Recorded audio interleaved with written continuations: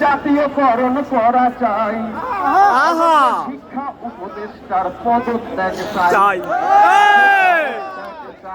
কি আমরা চাই না? অযোগ্য শিক্ষা উপদেষ্টার পদত্যাগ চাই, পদত্যাগ চাই।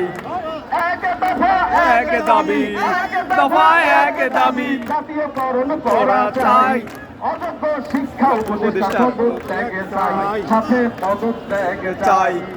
সে বোঝে না সন্তানের কষ্ট, তার পিছনে সময় নষ্ট।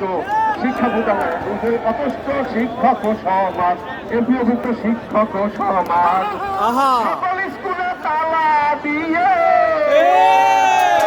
সকল স্কুলে তালা দিয়ে মোরা এবার আমরা মিলে যাই।